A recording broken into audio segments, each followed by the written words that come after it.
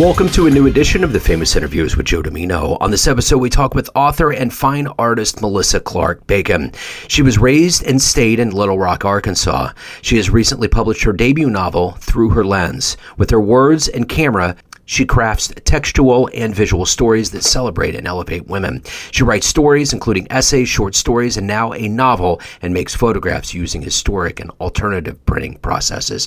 Her current creative work focuses on revealing unnoticed women from the past through captivating stories and photographs that aspire to elevate the contributions and offer them up as role models to women today. Enjoy this inspirational story. So, Melissa, it's great to meet you. Thank you for taking a minute out for the show. I know you're in Little Rock. I'm in Kansas City, so it's great to connect. Thanks for taking a minute out today. Absolutely. So before we get into your life as a writer and an artist and a creative, I want to know, 4 years ago, this pandemic, we were wrapping our heads around all the ramifications of it. So I'm curious, how did you survive that time period? How did it subsequently change you? Well, we really kind of thrived. My husband, son, and I sheltered together. He had to come home from university, and we're very good at being all alone all the time. So it ended up being a great time for us. I didn't feel a lot of the pressures that the extroverted world puts on us. You weren't expected to go places and do things, so that was lovely. And I got to walk a lot and spend a lot of time doing that, and we got to spend quite a bit of time together. And of course, my favorite thing to do is read and work in my darkroom, and there was plenty of time to do that. Our work did not end. I was a statistician, and I just worked from home, so I could continue to do that. And it was a strange blip, but I think it just sort of focused us in certain areas and got into pretty healthy rhythms. It was a time of a lot of fear, though, because I have elderly parents and trying to help manage all of that. So there was a lot of anxiety for me born out of it, and I still have some repercussions from that. And to be frank, I became a little agoraphobic. I like being alone, so I really had to force myself back out into the world when it was all over. So, yeah. The one thing that was interesting about this time period was that, it seems like during these times of calamity that creativity really kind of flowers. Did you find yourself in a more creative space during this time period, more inspired? I did, and it forced me. I've always been interested in the ordinary, and it forced me to pay acute attention to my surroundings. How do you photograph much if you're doing the same walk every day? And you're not I like to photograph people, so I'm not encountering people every day. So it forced me to shift my eye and to elevate even the smaller, minute things in my world up to something worth making into a piece of art. So talk to me a little bit about, if I was to put you in front of a bunch of third graders at career day, and one of the kids looked up at you and said, "Hey, what do you do for a living?" How do you answer that child? I'd probably answer I'm a statistician because that's what I get a paycheck for. But that would be my knee-jerk reaction to that question. But obviously that isn't what sustains me creatively. So, but that is how I would answer because that's what pays the bills. So take me back to where you were born and raised and how this life of being a creative, of being a visual artist and writing and even being, you got a right brain, left brain as a statistician. How did all of this kind of evolve into who you are today? Well, as a child, I just spent times in books. We had my sister and I, she was just visiting and we were talking about, we had a busmobile that came, and I have vivid memories of going. My friends were, Babar the elephant and Frog and Toad and the spotted Dalmatian at the fire department, and I lived in this world of fantasy. We had a ton of freedom. I'm a Gen Xer, so tons of freedom wandering around and imagining stories.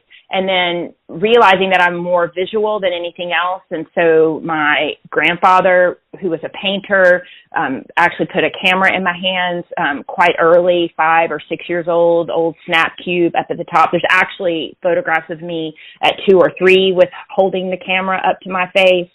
And I like to construct little vignettes. I would make still lives of things when I was little, and it's how I sort of entered the world and made sense of the world, to kind of bring it into myself and put it on my own terms. And I found beauty in things that other people didn't. The seed pod of a gum tree. Hours spent throwing the little whippoorwill off of a maple tree, off of the rooftop or out of the 2-story window.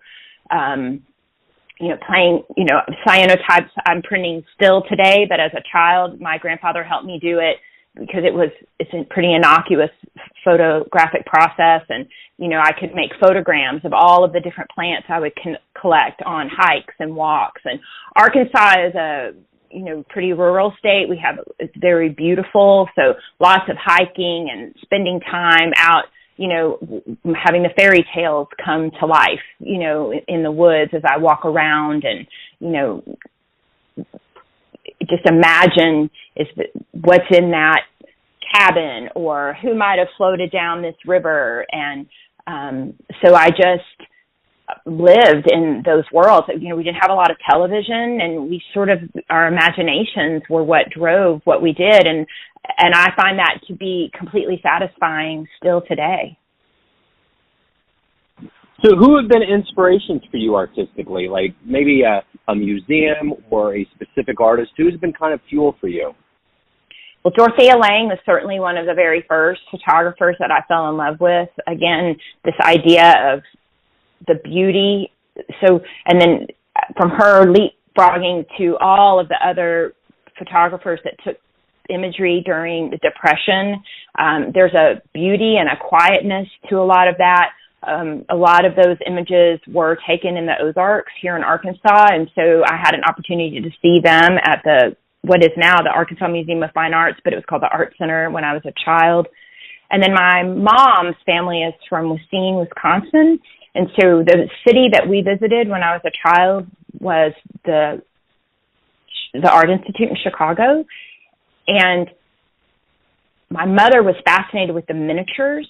So if you descend the stairs at the Art Institute, you take a right and you end up in the miniatures room. It's a collection that was donated, and it has all of the furnishings for doll houses in these little vignettes, which were fascinating to me, but it also happens to be where they would bring in the rotating exhibitions of photographers.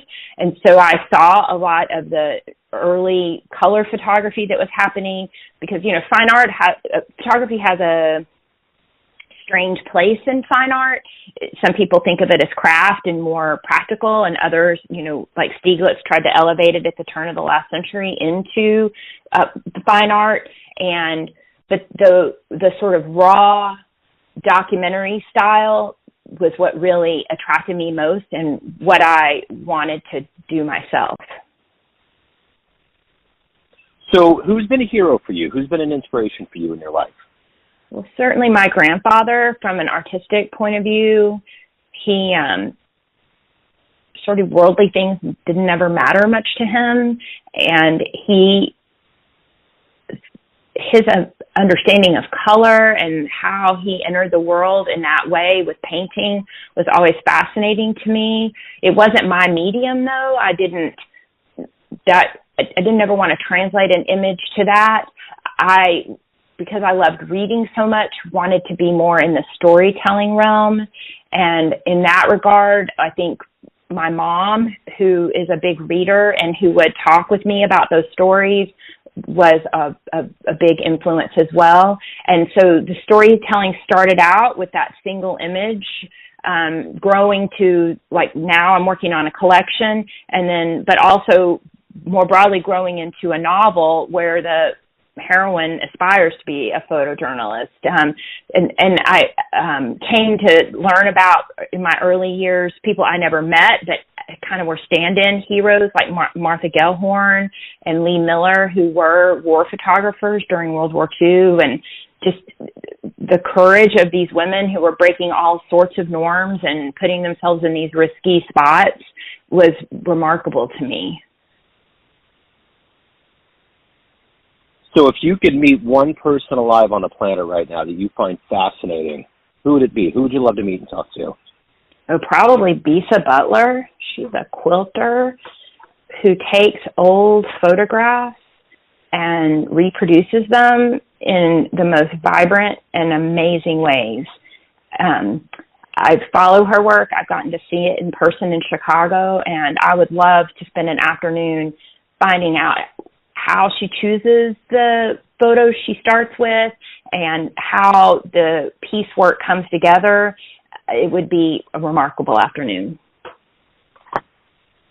So what is the motivation for you every day to get up to do what you do? You clearly have a very left brain day job, but you have such a right brain that is kind of after hours that you cultivate. How do you find that balance? What gets you up and motivates you to do all of this? Honestly, the stories stay in my brain all the time, and it's feeding them. There's a quote from a Indigo Girls song, "The dreams came in like needy children tugging at my sleeve," and that's how it feels. It's relentless, this pursuit.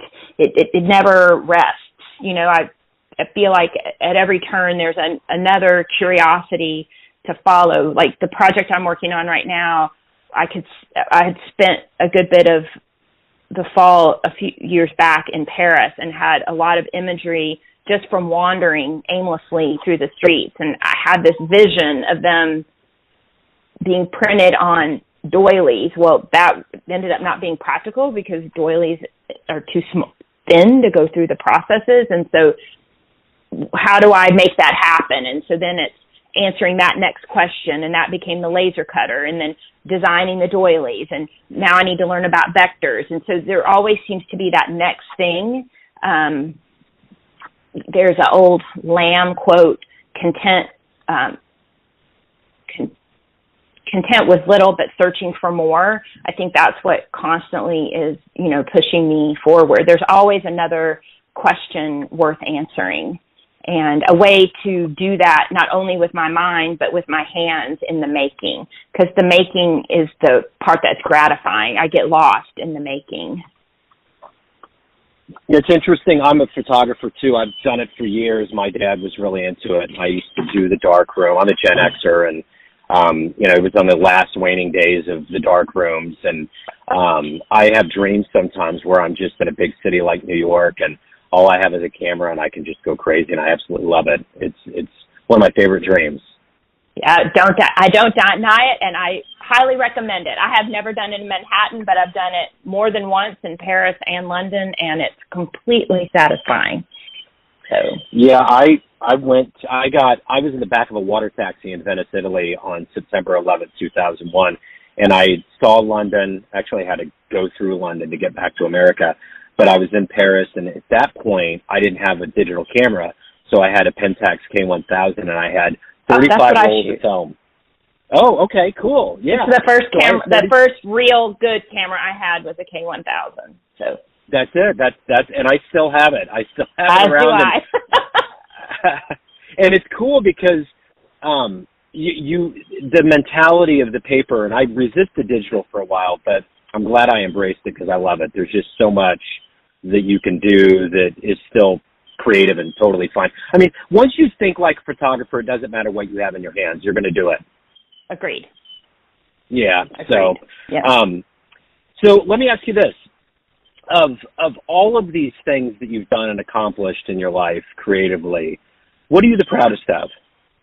Well, I am the proudest of the novel because it was a lift for me. The photography, either I've lived with it for so long that it just is second nature, or it came easy. I don't know which, but the writing was hard-earned. I spent a good bit of time with other writers, going to conferences. Critiques are painful in that realm because I didn't have the confidence that I have in my artistic eye. If someone doesn't like one of my photographs, I'm usually okay with that because I know that it's good for the reasons that I did it. but the writing, that really wasn't the case. I had written a lot of short story and essay up to that point, won a few awards in that short form, but the long form was the hardest to get around, 90,000 words that's cohesive, start to finish, with a reasonable arc was a challenge for me. It took 10 years to do the research, which I loved. The writing was a lot more difficult. And when I got a positive Kirkus review, I felt my shoulders drop and thought, then it's fine. It's fine. It's fine. These people who are harsh and aren't patting me on the head, they're going to tell it like it is, liked the work, and it felt earned in a way that sometimes the photography doesn't anymore. And as I say, I don't know where that confidence comes from in the 2D visual work. I've done it. I can't remember not doing it. And so it may be from that, but the writing was very hard earned, and I am very proud of the work. I've had the opportunity to go to a few book clubs, to do some other book events, and talk with people who've read the story. And it's crazy how readers interact with a novel in a way that's so much deeper than I find people interact with a photograph of mine. It seems the interaction seems a little bit more fleeting than, spending hours with inventions of my mind, right? And so that part has been very wonderful. I don't know that I have it in me again. I am working on other stories, but it's a big undertaking to write a novel. I did not have any idea how difficult it was going to be until I was in the middle of it. And I'm the kind of person that once I start a puzzle, I can't put it down. So I just kept going. But I think that's just the nature of that work. And I'm happy I did it, and I'm really proud of the result. Have you ever tried to do that November North America writing a novel in a month? Have you ever heard about that? I have, and no, I have not. Okay. The nature of what I wrote was historical fiction, and I wanted it to be as truthful as possible. I'm the kind of person, I love historical fiction, but the first thing I do is go read the author's notes, because I want to know what is the truth and what they needed to take liberties for to serve the story. And if I could get it right in the novel, I wanted to. And so 30 days was not at all enough time to get a rough draft out the door. Little things like, were there zippers in 1941? I don't know. Let me check. Were there ballpoint pens in 1941? The little things that you can't just take for granted as a contemporary writer. But I know many people who have done it, but it is not, I would never have been good at that. Yeah, no, you really have to get in there, and it's kind of, it can be daunting, and for the details. And I've done it before, and I have to go back and really work on it, because it's really more of an abstract, I think, than anything else. I mean, when you're doing it that fast. I feel like I can see where you could easily design a plot in that 30 days and then have a lovely scaffolding to assign that deeper story to later, because my book does have a strong plot, but it is as character driven as plot driven. And so sometimes I would get lost in the weeds in the writing with the character building. And so I can see that there might have been an advantage in just driving through the plot in a short period of time and then going back and adding all of those layers of detail. It's just not how I approached it when I did it. Yeah, no, I get it. Absolutely. So let me ask you this. When you were growing up as a writer, what was the book that you loved growing up that really inspired you, made you want to read more and potentially be a writer one day? The first novel I remember loving was The Secret Garden. I loved the divergent characters with Colin and Dickon, and I loved how Mary changed and grew. And as a child who spent a lot of time in gardens and behind garden walls, I really identified with it. and I love it to this day. I still have the copy that my mother, and it is not a book I read myself initially. My mother read it to me, and I still have the copy. And then from there, I moved to the Little House on the Prairie books, and those were also fascinating to me because my own family history includes people coming to Arkansas when it was still covered in woods and a frontier. And, and I had family from Wisconsin. And so, the fact that was the edge of everything is still fascinating to me. And so those were the stories I moved to next. And then the third set were the Chronicles of Narnia. And I still have all of those books from my childhood. So if you had a dream tonight, you ran into the 18-year-old version of you, and you could give that young version of you a piece of advice based on the life you've lived, the wisdom that you've accumulated, what advice would you give that young version? And would that version of you listen? Well, the advice would be to take more risks when you're young because there's plenty of time. And that, for me, would have included, now looking back at that person, go somewhere where there is a thirst and a marketplace for the things that you're doing so that I didn't have this dual track life. Would I have taken that advice? Probably not. I was pretty sure that I had to get right to it. I had business degrees from university and thought I really needed to get in there and get going. And I felt a real urgency about becoming an adult. I had no idea how much time there really is. So what is the best advice that anyone's ever given you? Probably not in regard to my creative life, but in regard to being a parent. And my therapist at the time asked me if I was nervous when I was pregnant. And I told her I was nervous, and she told me not to worry, that my only real job was to make him want to leave home.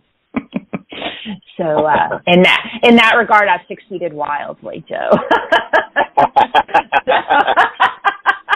That's great. Yeah. So yeah, that was very good advice.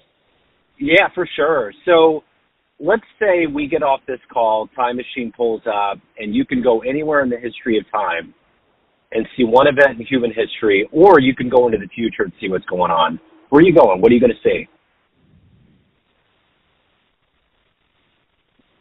I would like to be in Europe in the early 30s, in the intra-war period, and see how people are responding and reacting and what pushed them from the conclusion of that one war into the next one, and how they didn't see the signs coming. So everyone out there has a perception of you, family, friends, fans, coworkers, but you run the show. What's your perception of you? Who do you think you are?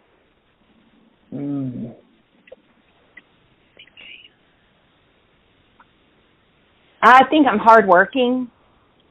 I think I'm creative. I think I'm loyal. I'm determined, and I have a pretty acute sense of urgency. And I think that would be the way I would describe myself. Kind. That's kind of short and to the. It's almost like a tweet. It's really good. So if anyone wants to get your book, they want to get your art, they want to look at your photos, any of the good business in your world, where's the best place to go? My website, which is melissaclarkbacon.com, and there are links to buy the book both locally, like through bookshop.org if you prefer to use your local vendor, or if you want to buy from Amazon, that's there. My past artistic collections are there. The new work I'm hanging in July, once it's installed, it will also be on the website. And that work is called Flanus, which is a French word for ambling idly through cities, which is what I did when I took those photographs. And that's where it all is. Wonderful, Melissa. This has been refreshing. Thank you so much. I'm glad that I ran into you and we've had the chance to talk a little bit about your world of creativity. So keep doing the great work. I will, Joe. Thank you so much. Thanks for tuning in to another famous interview with Joe Dimino, where we cover the world of art, literature, business, spirituality, music, and more from around the globe. Our esteemed theme music was composed and produced by the great E.E. Pointer of Kansas City's River Cow Orchestra. If you want to hear more interviews, visit the Famous Interviews with Joe Dimino channel on YouTube. You can also find us on Spotify and Apple Podcasts. Thanks again for listening, and until next time.